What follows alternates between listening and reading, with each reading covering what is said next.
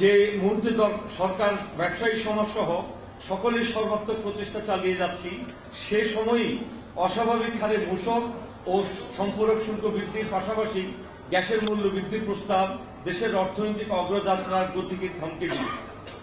ভ্যাটের বাড়তি চাপ সাধারণ মানুষের উপর পড়বে। দেশে বর্তমান উচ্চ মূল্যস্ফীতি বিরাজ করছে। ভ্যাট বৃদ্ধির ফলে দৈনন্দিন জীবনযাত্রা খরচ স্বাভাবিক আরেক দফা বেড়ে যাবে। প্রিয় সাংবাদিক ভাই ও বোনেরা, বৈদেশিক মুদ্রার উচ্চ বিনিময় হার, আমদানি খরচ বৃদ্ধি, উচ্চ জ্বালানি ব্যয়, উচ্চ সুদের হার ও বৈশ্বিক প্রভাব দেশের বিনিয়োগের উপর নেতিবাচক প্রভাব ফেলছে। সরকার যেখানে বিনিয়োগ বৃদ্ধির মাধ্যমে কর্মসংস্থান সৃষ্টি করে মূল্যস্ফীতি চ্যালেঞ্জ মোকাবেলায় কাজ করে যাচ্ছে, সেই মুহূর্তে অংশীজনদের সাথে কোনো মত বিনিময় ছাড়াই মূসক ও সম্পূরক শুল্ক বৃদ্ধির সিদ্ধান্ত দেশের অর্থনীতির জন্য আত্মঘাতী হবে বলে আমরা মনে করি। সব ধরনের রেস্তোরাঁ বিলের উপর 10% হারে ভ্যাট বৃদ্ধি করার পাশাপাশি দোকান ও সুপার মার্কেটে বিক্রয়ের উপরও ভ্যাট বৃদ্ধি করা হয়েছে। এতে নিম্ন ও মধ্যবিত্ত শ্রেণীর সকলেই ক্ষতিগ্রস্ত হবেন।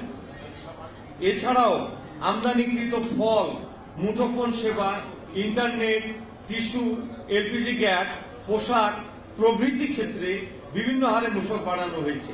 যেহেতু এসব পণ্য এবং সেবা জীবনযাত্রারই সার্বক্ষণিক আনুষঙ্গ, সেজন্য অতিরিক্ত কর বৃদ্ধির ফলে সকল আয়ের মানুষের উপরে চাপ পড়বে। জীবন রক্ষাকারী ঔষধের উপরও ভ্যাট বৃদ্ধি করা হয়েছে, যা কোনোভাবেই কাম্য নয়। আর কাবেল বাংলাদেশের একমাত্র ইউএল এবং ভিডি সার্টিফাইড কেবল, যা এ গ্রেড এলএমই রেজিস্ট্রেশন।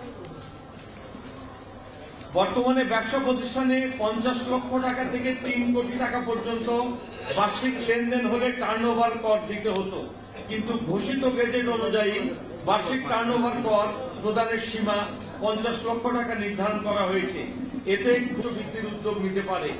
করের হার না বাড়িয়ে করের আওতা বৃদ্ধি করা জরুরি, যাতে সব সময় একই করদাতাকে করের জন্য চাপ প্রয়োগ না করা হয়। তাছাড়া সরকার অনুৎপাদনশীল খাতে ব্যয় সংকোচন এবং স্বচ্ছতা ও সততা নিশ্চিতকরণের মাধ্যমে সরকারের রাজস্ব বৃদ্ধির প্রচেষ্টা গ্রহণ করা জরুরি।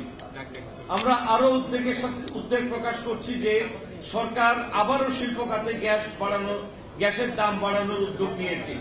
এমনিতেই দেশের শিল্প খাত বিভিন্ন চ্যালেঞ্জের সম্মুখীন, তদুপরি গ্যাসের দাম বাড়ানো হলে উৎপাদন খরচ বৃদ্ধি পাবে, স্থানীয় শিল্প প্রতিযোগিতায় সক্ষমতা হারাবে। স্থানীয় শিল্পের স্বার্থে গ্যাসের দাম বৃদ্ধির সিদ্ধান্ত থেকে সরে আসার আহ্বান জানাচ্ছি। গ্যাসের দাম না বাড়িয়ে গ্যাসের অপচয় রোধ এবং অবৈধ সংযোগগুলি বিচ্ছিন্ন করার মাধ্যমে গ্যাসের সঠিক ও যথাযথ ব্যবহারের উপর গুরুত্ব দেওয়ার অনুরোধ জানাচ্ছি। অংশীজনদের সাথে পরামর্শক্রমে বাংলাদেশ এনার্জি রেগুলেটরি কমিশনের মাধ্যমে গ্যাসের মূল্য নির্ধারণের আহ্বান জানাচ্ছি। প্রিয় সাংবাদিক ভাই ও বোনেরা, দেশের অর্থনৈতিক উন্নয়নকে ত্বরান্বিত করতে ব্যবসা বান্ধব পরিবেশ ও ব্যবসা সহায়ক রাজস্ব ব্যবস্থাপনা নিশ্চিত করার জন্য সংশ্লিষ্ট সকলের প্রতি উদাত্ত আহ্বান জানাচ্ছি। পরিশেষে সুদের হার কমানো, বৈদেশিক মুদ্রার বিনিময় হার স্থিতিশীল রাখা, নিত্য প্রয়োজনীয় পণ্যের মূল্য ও বাজার সরবরাহ স্থিতিশীল রাখা, নিরবিচ্ছিন্ন বিদ্যুৎ ও গ্যাস সরবরাহ, যানজট নিরসন, বন্দরসমূহের সক্ষমতা বৃদ্ধি প্রভৃতি সহ ট্রেড